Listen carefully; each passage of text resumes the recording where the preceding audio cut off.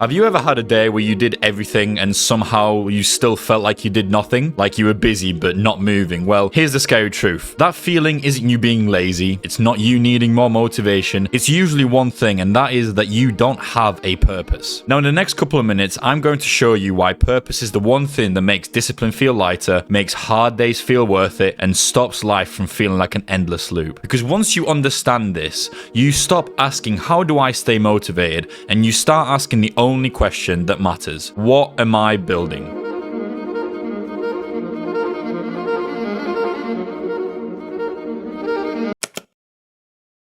So let's start off with talking about that busy but empty feeling, because I swear this is one of the most common things people experience and nobody knows how to explain it. So imagine this, you wake up, you're straight into it, messages, notifications and responsibilities. You're doing stuff all day and from the outside you look fine, but then the night hits and it's like your brain finally gets 5 seconds of silence and it asks, okay, what was the point of today? And that question is brutal because it doesn't even sound dramatic, but it's quiet, it's sneaky. It's that feeling of you're doing a lot but you're not building anything. Or even imagine this, you feel yourself moving and being tired, but you don't really know where you're moving to or why you're feeling so tired. Now this is because there are 2 types of tired. The first type is the earned tired, like you did something that mattered and you actually grew from it. And then there's the drained tired, where you gave all your energy away for the day and got nothing meaningful back. And if we're being honest, a lot of modern life is drained tired. You spend the whole day reacting, whether that's reacting to your boss, reacting to your phone, maybe even reacting to other people's needs, or just simply reacting to stress. And when you live in reaction mode long enough, you start feeling like you don't even own your life, you're just managing it. And that's why people feel behind even when they're productive. Because productivity without direction is basically efficient procrastination. Like you're doing everything except the one thing that would actually move your life forward. And that's when the guilt starts, because you'll sit down at the end of the day and think about why didn't you do the thing you said you'd do, or even start to consider why can you show up for everyone else but not even show up for yourself. And that's when your brain tries to label it. It tries to convince you to just chalk it off to being lazy or even not disciplined, but that's not usually the problem. The real problem is this: your days have movement but no mission, and when there's no mission, everything feels heavier than it should. Even small tasks feel annoying, basic routines feel pointless, and resting doesn't even feel like rest. And this is all because in the back of your mind you know you're avoiding something, so you chase the quick relief. A bit of scrolling, maybe a bit of dopamine, maybe a bit of procrastination, and then tomorrow becomes next week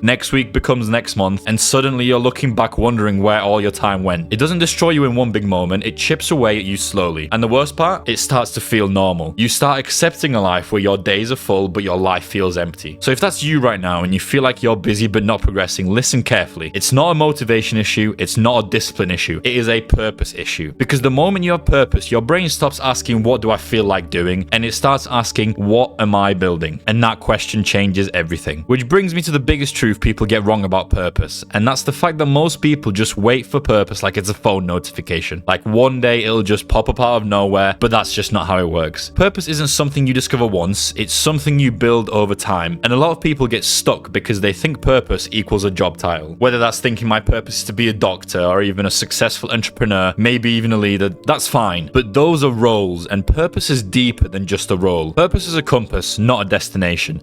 It's what you use to make decisions when life gets messy. And when you have that, you stop drifting, because now you're not asking what should you do every day, you're asking does this match who you're becoming? Now before we go on, let's address the motivation myth properly, because motivation is treated like this magical ingredient, like if you just feel motivated, your life will finally change. But realistically, motivation is basically a mood, and moods are unreliable. Motivation shows up when you slept well and your life is going your way, but then the second you're tired and stressed, motivation ghosts you. So if your whole plan depends on motivation, your plan is basically I'll do it when I feel like it. And that's why people keep starting over. So here's the real difference. Motivation is emotional, whereas purpose is structural. Motivation is a spark, it's a vibe, whereas purpose is a system, it's a backbone. Where motivation says let's go, let's do this, purpose says we're going anyway. Because purpose gives you something motivation can't, and that is a reason that's bigger than comfort. Now I know comfort is strong because comfort is persuasive. Comfort doesn't yell at you, it whispers stuff like skip today, you've earned it, or even chill, you've got time. And without purpose, you fall for that whisper because your brain is always going to choose the easiest path when there's no real reason not to. But with purpose, you still move even when you don't feel like it. You just stop treating resistance like a stop sign, because that's what purpose does. It turns discipline from from punishment into payment. Because now you're not forcing yourself to do hard things,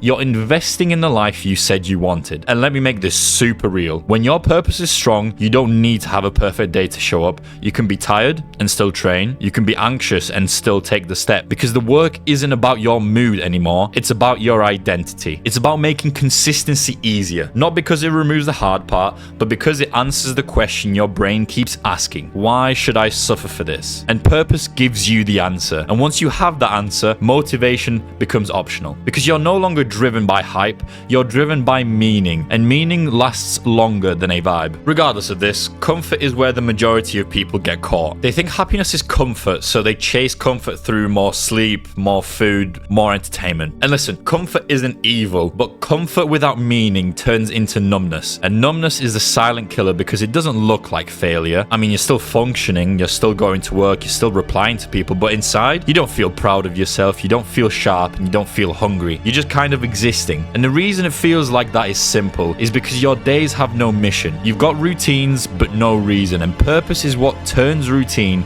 into a direction.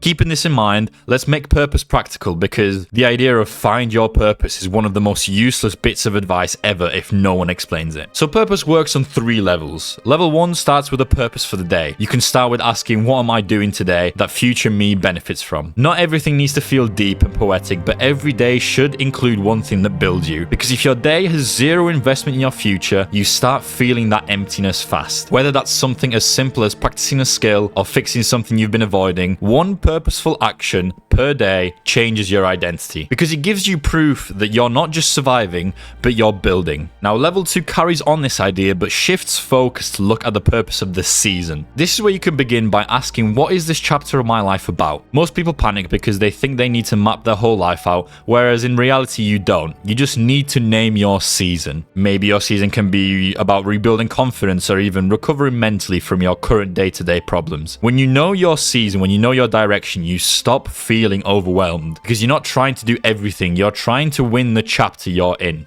After you start and finish considering your current chapter, you can finally move on to level 3. And this is where it considers the bigger picture, the purpose of your life. Now you can start with asking, what do I want my life to stand for? Not what sounds impressive or what makes people clap, but what feels true when no one is watching. Purpose here is more like a code you live by, like truly believing you will be someone your family can depend on, or even that you will create something that outlives your mood. Now, if after that you're thinking, alright, but I still don't know my purpose, good, that's normal. Purpose isn't a lightning bolt, it's a pattern. So I want you to consider these 3 questions that cut through the noise, and don't answer them like a philosopher, just answer them like you're honest. Now, the first question being, what makes you angry in a useful way? Now, this doesn't mean petty anger, real anger. What do you see and think, why is this accepted, or this needs to change? That anger is information. It's pointing to something you care about more than comfort, and caring is the root of purpose.